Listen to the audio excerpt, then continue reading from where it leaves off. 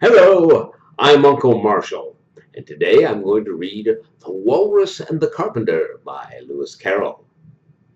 The sun was shining on the sea, shining with all his might. He did his very best to make the billows smooth and bright. And this was odd because it was the middle of the night. The moon was shining sulkily because he thought the sun had got no business to be there after the day was done. It's very rude of him, she said, to come and spoil the fun. The sea was wet as wet could be. The sands were dry as dry.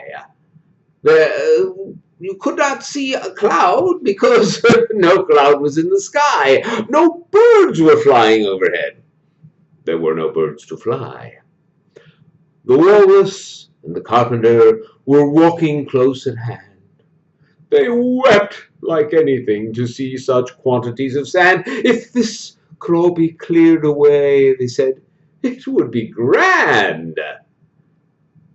If 7 maids with 7 mops swept it for half a year, do you suppose, the walrus said, that they could get it clear?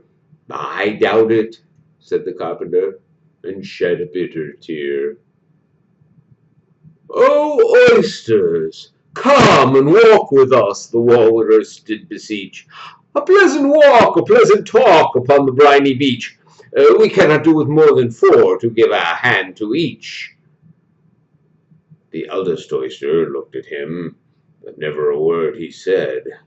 The eldest oyster winked his eye and shook his weary head, meaning to say he did not choose to leave the oyster bed.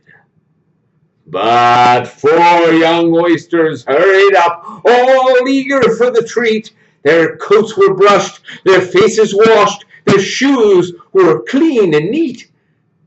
And this was odd, because, they hadn't any feet.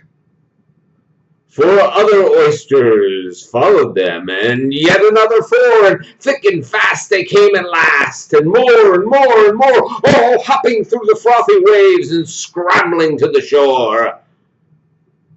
The walrus and the carpenter walked on a mile or so, and then they rested on a rock conveniently low. All the little oysters stood, waited in a row. The time has come, the walrus said, to talk of many things, of shoes and ships and sealing wax, of cabbages and kings, and why the sea is boiling hot, and whether pigs have wings.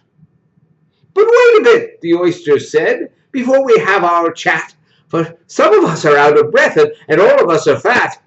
No hurry, said the carpenter. They thanked him much for that. A loaf of bread, the walrus said, is what we chiefly need. Pepper and vinegar, besides, are very good indeed.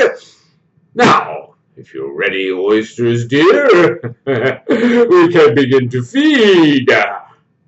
But not on us, the oysters cried, turning a little blue. After some kindness, that would be a dismal thing to do. The night is fine, the walrus said. Do you admire the view? It was so kind of you to come, and you are very nice. The carpenter said nothing, but cut us another slice. I wish you were not quite so deaf. I've had to ask you twice. It seems a shame, the walrus said, to play them such a trick, after we've brought them out so far and made them trot so quick. The carpenter said nothing, but the butter is spread too thick. I weep for you, the walrus said.